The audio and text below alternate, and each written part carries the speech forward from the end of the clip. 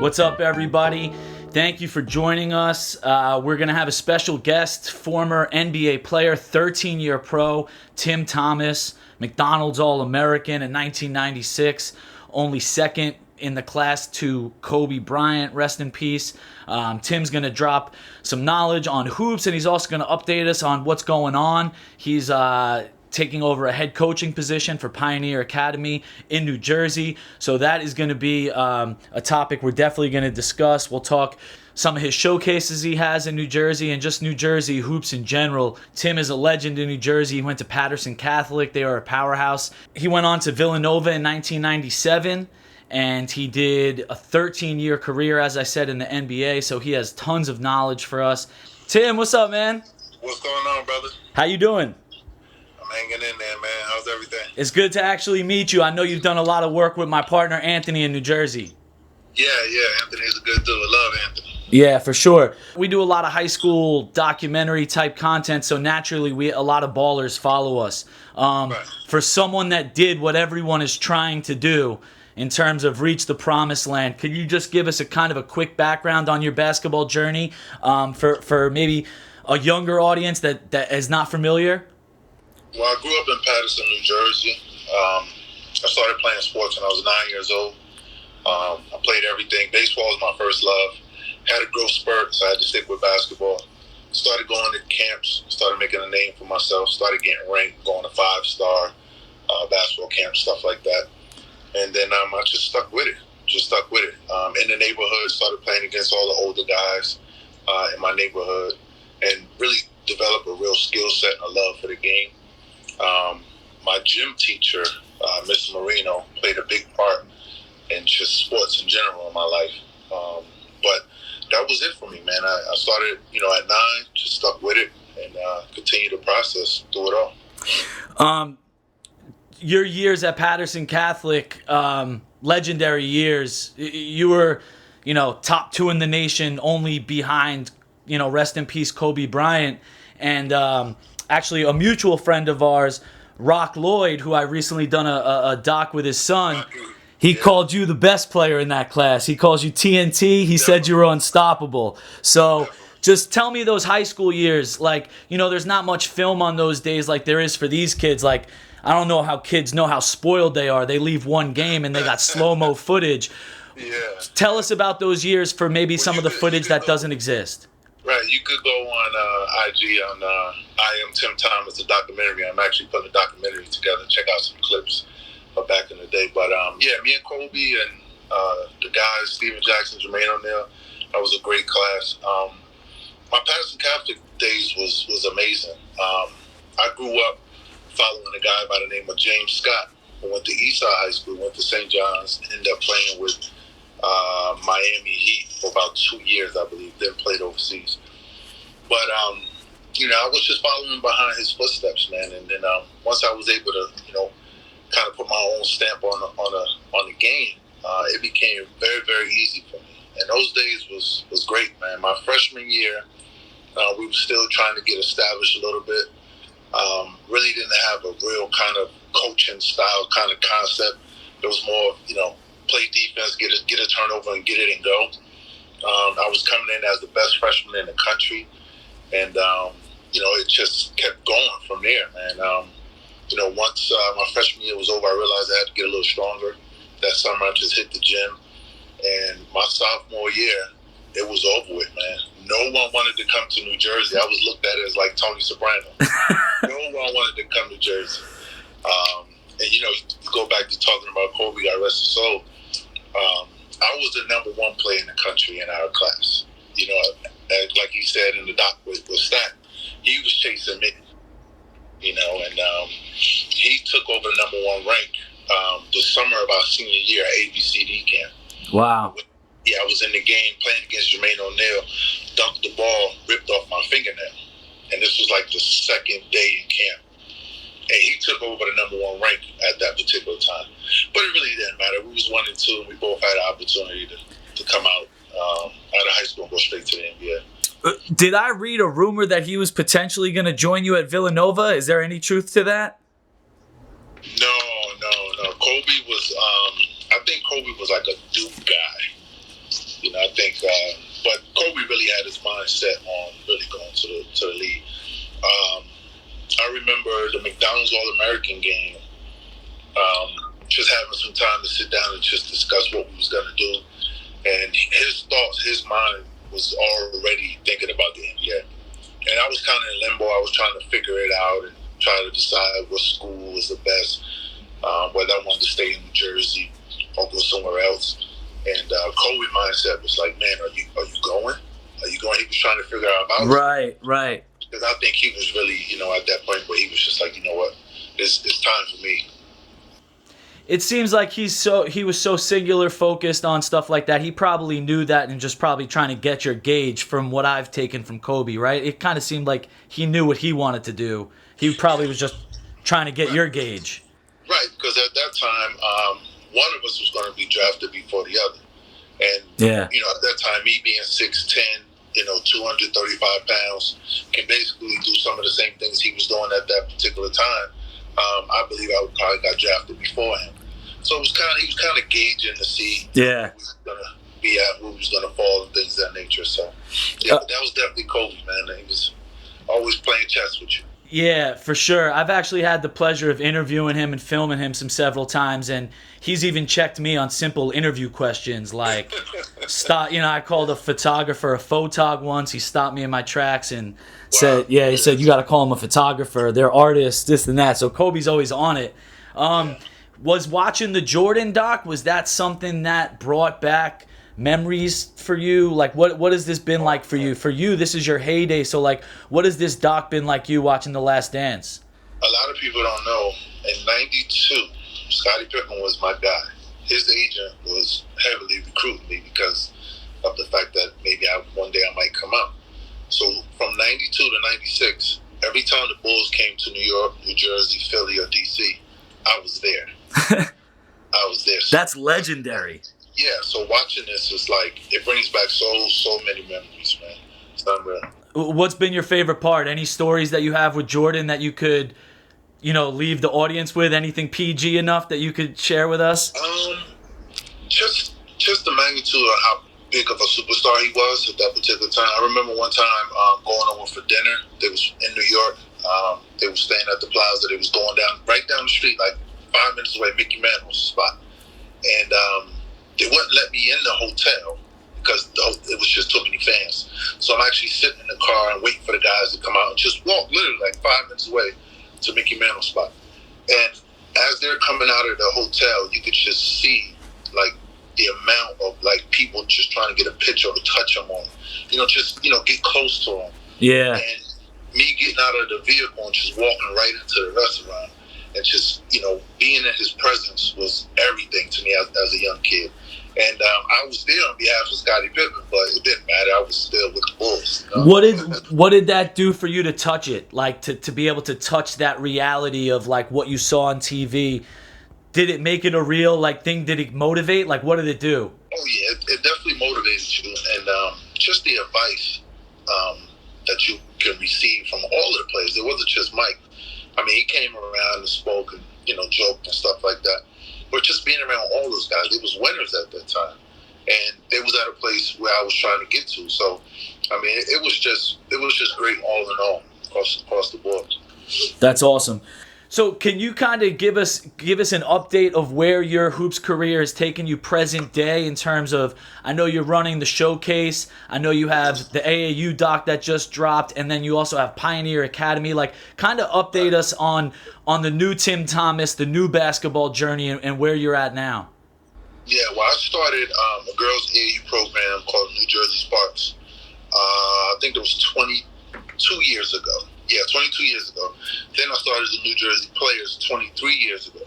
Wow. With the Sparks, we produced, I believe, 4 WNBA players and a bunch of, females playing overseas. A lot of kids went off to college. And then on the boys' side, with the players, we produced 24 pros, I believe 20 McDonald's All-Americans. Wow. And, that's, my history and legacy when it comes to that. And then, I even went all the way back to the ABA. A couple of years ago, I was part owner of the ABA New Jersey team. So I touched every phase of it all. Yeah. Basketball in New Jersey.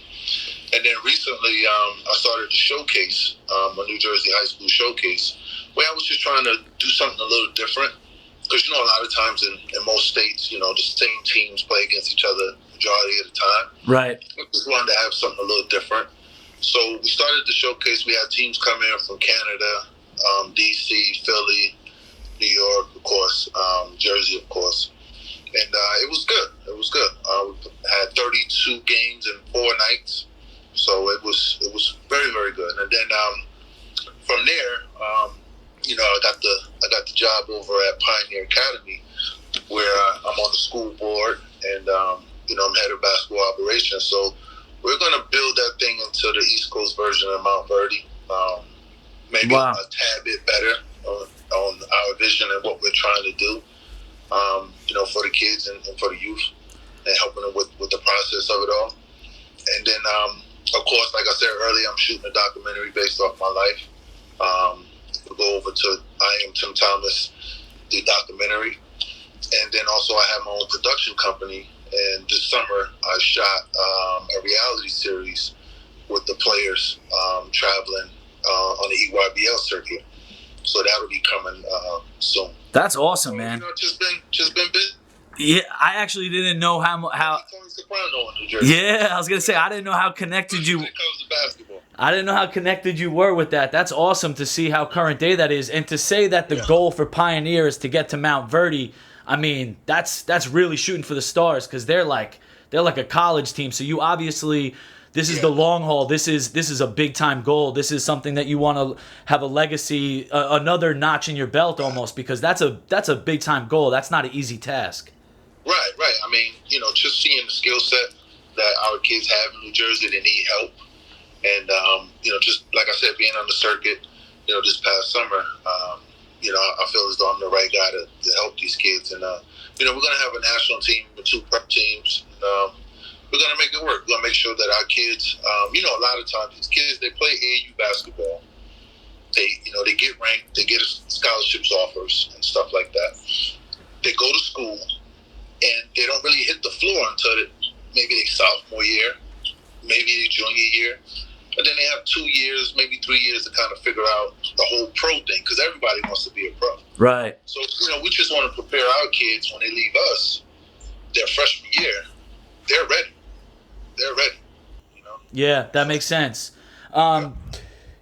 In terms of when you were growing up, I feel like at this point New Jersey is very well respected in hoops, right? They've put out so many people. But when you were growing up, I'm originally from Long Island. I live out in LA now, but I feel like New York would have that over New Jersey when you were growing up. I feel like now more people that know would say Jersey is probably putting out more players, So what was that like for you, and how has that shifted over the years? I think I'm the individual that made a shift. A lot of times because of street basketball and just New York being the mecca of basketball, it didn't matter sometimes what you did. A lot of the recognition went to the New York players, a lot. And then me coming on the scene, being the number 1 player in the country, I think that kind of shifted a little bit. When we had, me being the originator of MSG Game of the Week and stuff like that, I think that kind of, me and Shaheen Holloway, of course, I think we kind of, made that thing shift a little bit. That's very cool. Do you ever try to imagine yourself in today's current day of the run and gun, tossing up threes? Like, do you ever try to... I see myself in every game I watch. You do? It's unreal. Yeah. It's unreal. It's unreal. Is the closest thing in your career you ever got to that was that run with the Suns where you got to play free like that, where you just got to launch it? Or no? Actually, it all started for me in Milwaukee. When I got traded from Philly, which I never really wanted to get traded from Philly, and I never really wanted to be in Milwaukee. So every day I would go to management and just try to get traded up out of there, because at that time you had Sam Cassell, Ray Allen, and Big Dog Robinson. Yeah. So I felt as though there was no way for me to fit. And George Karl said, "Look, Tim, you're going to play 1 through 5." And I was like, "Okay." So he was like, "Look, you're going to be the first sub, and when I sub you in, you're not coming out." So I was like, "Okay, cool." So at that particular time, I was able to, showcase my talent and my skill set, and he allowed me to just go do me. And that was great for my career. And it allowed me later on in my career to just kind of be able to fit in and adjust to all the different trades and things that happen throughout my career. But that Phoenix run was special, even though it was a half a season for me, going through the BS with the Bull. Chicago. Yeah. But yeah, man, that was special. And then after that season, I wanted to get with the Lakers, and I just missed signing with the Lakers by 5 minutes, which was unreal. Yeah. That's a legit story? Mm-hmm. I remember. So that's coming off the year where you hit the game winner in Game 6. That's coming off of after that year. Right. Because I signed with the Clippers because I had just bought my home here in California. Got it. I had it already, but I wanted to come back and live. And finish up here. So me and Ramadovich had the same deal, and he was leaving the Clippers. He was a free agent, and I was a free agent, and I was going back and forth with Phoenix trying to get an extra year because I really wanted to go back to Phoenix because I thought we would have something special there, especially when Stoudemire came back and Kurt Thomas was able to come back off their injuries. I thought it would be something special there. But, I was thinking about, coming on with the Lakers. I talked to Kobe, and he was like, just hold on. Don't sign with Phoenix yet, whatever. And then 5 minutes later, they signed Ramadovich. And he called me, and he was pissed off. Damn. So that's how that happened. That's wild. We got the actual same deal, 4 years, $24 million. Wow. And they signed him, and I went next door to the Clippers. To the Clippers. Mm-hmm. Damn. That would have been awesome to be reunited with him like that. Yeah. Then to go back to that 06 series, that was our first time competing against each other. Really? In the playoffs, yeah. I mean, you were ridiculous that series. Yeah, that was a good series. Yeah, I mean, that was I remember it was like it's a loose ball and like Lamar goes up for it and somehow gets tipped out to you and you have pump fake and then move over to the side and hit it. Yeah, it was a crazy scenario. I think we was down 3, and yes, because it tied to went to overtime. Yeah. Our best shooter, Steve, had the first attempt and he missed it, and I believe Sean Marion got the rebound. That sounds right. Kicked it out and swung it over to me, and then I pump fake Kwame Brown, who was going for every pump fake at that time. And it was a wide open 3, and that was one of the best feelings ever, man. Yeah. Looking at you crazy, so. Yeah, that's classic. That was you had a classic run, man. I remember you guys played the Clippers the next round. And which probably in hindsight got you your contract with them because you had a really good series against them. Yeah, well, actually, it was tough because Mike D'Antoni, he was a guy who coached like he was playing blackjack. He went by the numbers, and he basically brought me in to shoot threes. And I'm like, Mike, I could do a little bit of everything here. But at that time, you had a young Chris Kaman, who was kind of young, and then you had Elton Brand. Yeah. The 4 and 5. So he wanted me to stretch the floor so those guys can get better looks. But right. I'm like, look, man, let me get some touches down there as well. But he basically just told me, he's a noble guy, good guy. He basically told me, he said, look, Tim, I'm bringing you in to stretch the floor. You're going to shoot a lot of threes, and that's that. So when it was time to trade me, he asked me, he said, Tim, we got to make a move. We're struggling because Elton Brand had got hurt, and we need to make a move. So, and I was kind of the older guy at the time. So I said, look, send me back to New York, buddy. And that's how I went to New York twice. Wow. That's a great story. Yeah. So Tim, it looked like Filet just joined us, and he's part of your Jersey. Yeah, he's part of your summer league that you're trying to get similar to the LA summer league. You want to talk about that league? Yeah, man. Yeah, it's we have our league in Jersey, Hopeville, and we're basically trying to turn that thing into the East Coast version of the Drew League. Filet's been one of the best teams last year. Didn't make it to the chip, so we don't know what it's going to hold for this summer, if we're going to have a lead or not this summer. But yeah, it's the next big thing in Jersey, man. We're going to definitely turn that thing around. Need you guys to come out a little bit more. Anthony's been out. Yeah, no, definitely. I'm gonna make a trip back. Definitely, this is a great way to connect, and we'll definitely film with you down the road for sure. Yeah, I'm looking forward to it. Before we go, what's up, Gene? I see you, Gene. B, what's up, B? I'm just looking at the. Nah, it's all good. Is there anything that we missed that you want to mention that you're involved in before we maybe look into some of these comments, or anything that we missed that you got going on? No, man, that's it. I mean, the new thing is right here. You guys can see it. That's awesome. Scholars Elite.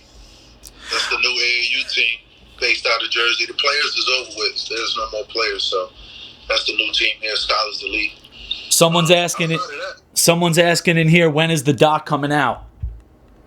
Which one? I assume they're talking about your Tim Thomas doc. The Tim Thomas doc. I'm going through all of the footage now, so I have a lot of old VCR tapes, man. I got to break those down. I imagine so. The reality show on the EYBL players, that's actually in motion, so we're trying to get that going right now. What's your process of going through those VHS tapes? Do you literally have a VCR? Yep, I have a VCR and the DVD, so I'm just breaking it down, throwing it up on the computer. Then I have a couple other people as well that's working with me. In the that's the trenches right there of production. Oh man, and I have a 2-year-old, so I'm trying to figure it out. God bless you.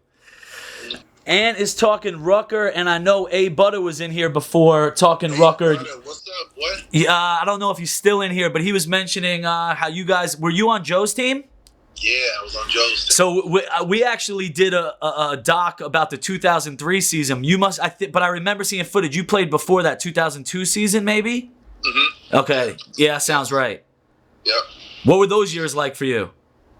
It was great, man. I mean, I always grew up around it. That wasn't my first time playing in the record. I used to run with Skip to my Lou back in the day. Legend.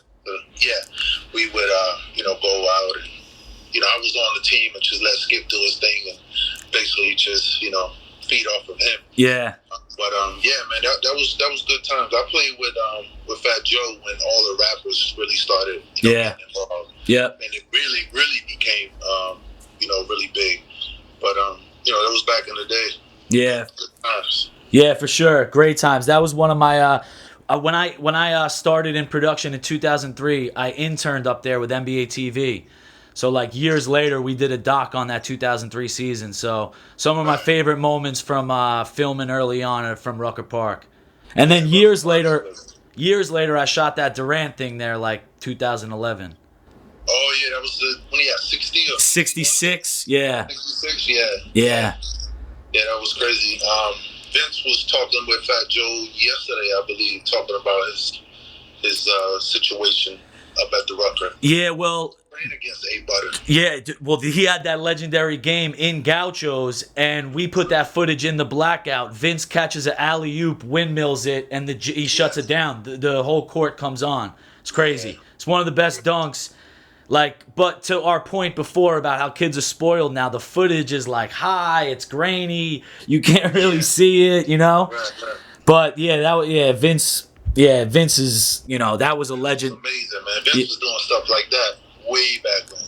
We didn't even know what to call it back then. Right. He was looking like, did he really just do that? Right. Yeah, that's amazing, man. Yo, Tim, I really appreciate you taking your time. I know you're very busy. You got a little one at home, so I really appreciate you. And we'll definitely link up down the line and film way more with you to promote your stuff. Yeah, definitely, man. Definitely. Take care, brother. Thank you. Appreciate everyone who joined.